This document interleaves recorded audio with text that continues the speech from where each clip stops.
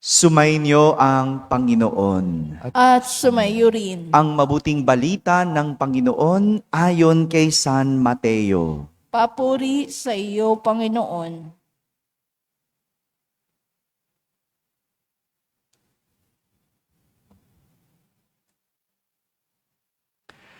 Noong panahong iyon, sinumbatan ni Jesus ang mga bayang ginawa niya ng maraming kababalaghan sapagkat hindi sila nagsisi at tumalikod sa kanilang mga kasalanan. Kawawa ka, Corazin. Kawawa ka, Betsaida.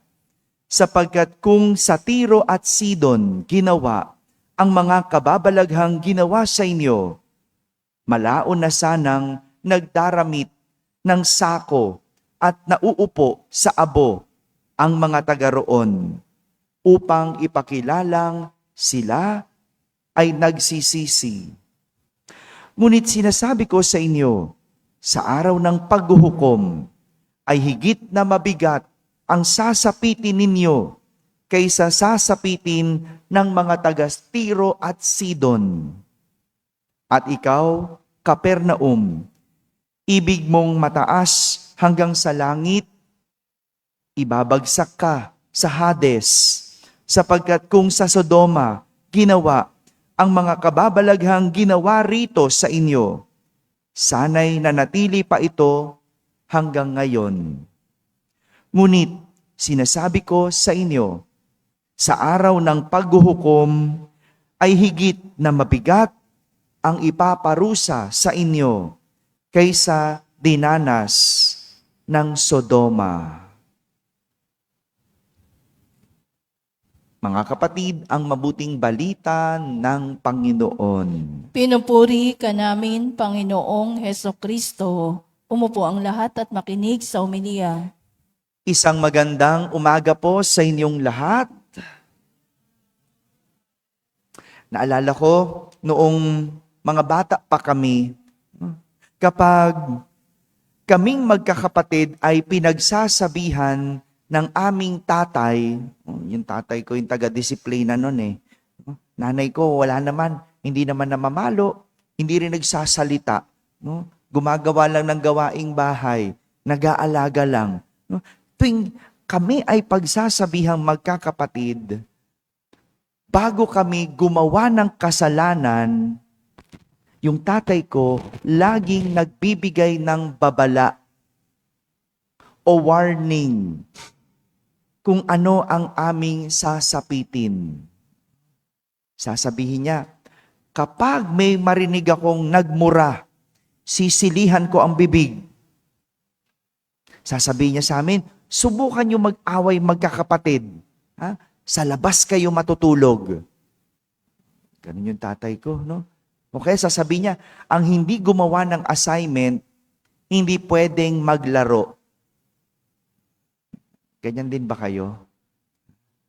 Bago gumawa ng kasalanan ang inyong mga anak, sinasabi niyo ba kung ano ang kanilang sasapitin? Sige, subukan mo. Ha? Subukan mong gawin yan, makakatikim ka. Di ba? Mga ganyang salita, di ba? No, ganun nung araw eh, di ba? Kaya nga, bago pa namin magawa yung pagkakamali o pagkakasala, pwede na namin itong iwasan. Mapag-iisipan na namin kung itutuloy pa namin, kung gagawin pa namin. Mga kapatid, parang ganito yung sinasabi ni Jesus sa mga bayan ng Corazin, Betsaida at Capernaum nang minsang sumbatan sila ni Jesus. Matapos kasi gumawa ni Jesus ng milagro, matapos niyang gumawa ng maraming kababalaghan, matapos niyang magpagaling ng maraming may sakit sa mga bayan na yon, matapos niyang gumawa ng kung ano-anong kadakilaan sa mga taga Corazin, Betsaida at Capernaum, hindi sila nagbago. Kaya nga, sinumbatan sila ni Jesus at sinabi, kawawa ka Corazin, kawawa ka Betsaida.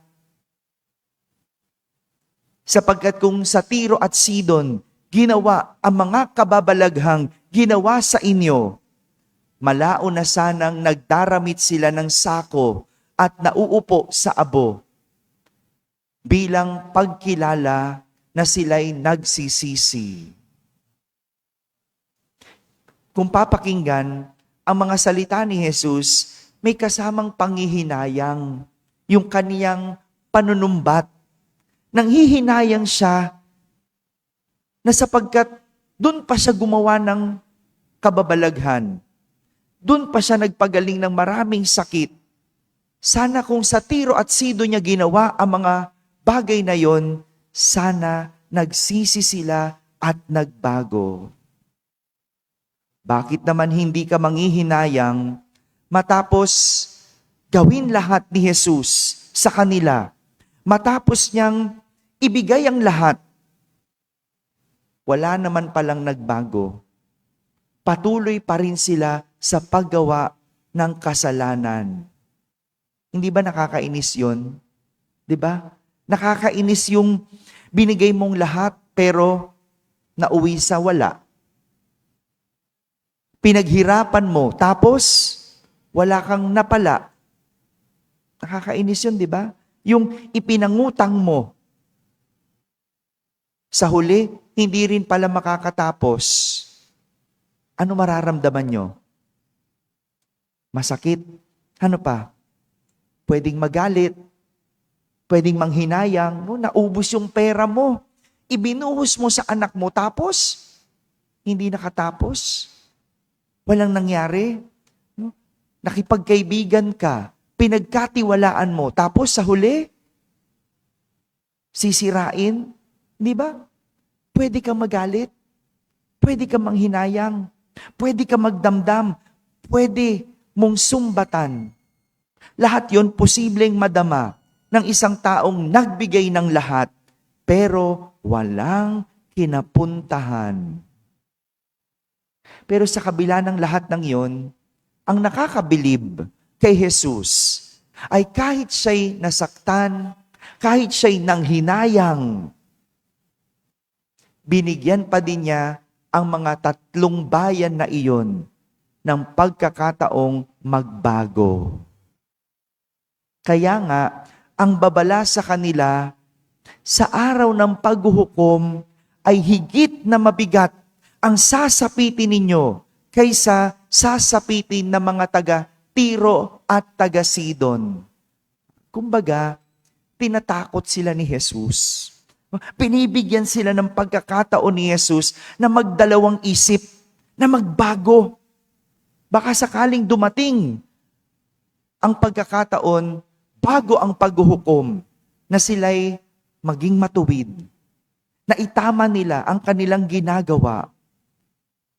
Baka maisip nila na ayusin ang kanilang buhay.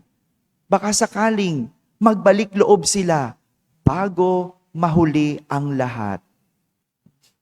Ganito kabuti ang Diyos. Siya nang nasaktan, siya nang nagbigay, siya na ang nanghihinayang, siya na ang ginawa ng kasalanan, sa huli, siya pa din ang magbibigay ng isa pang pagkakataon para sila ay makabawi at magbago. Ang bait ng Diyos, no? Ang bait.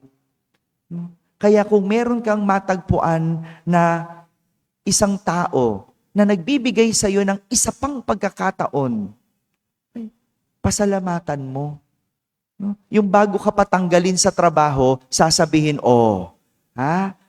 pag hindi ka pa pumasok, pag hindi mo ginalingan, pag hindi mo inayos, tatanggalin kita sa trabaho. Hello? May kilala ba kayong ganon? Na hindi na pumapasok sa trabaho? May kilala kang ganon, Romel? Ayaw nang pumasok sa trabaho? No? Ako pa maghahabol? May kilala kang ganon? Pagkakataon na yan eh. Hindi pa ba yan pagkakataon?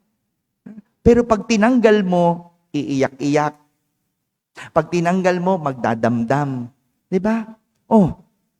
Yung mga anak nyo, sabihan nyo. Kung ayaw pumasok, sabihan nyo, anak, pumasok ka. Ha? Bago mahuli ang lahat. Anak, mag-aral ka. Magbago ka na. Hanggat may pagkakataon pa. Di ba ganon? Oh. Mga kapatid, isang patunay na pagliligtas ang nais ng Diyos at hindi kapahamakan ay ang kanyang mga babala at paalala para bago pa man dumating ang paghuhukom, binibigyan niya tayo ng huling pagkakataon. Amen? Amen.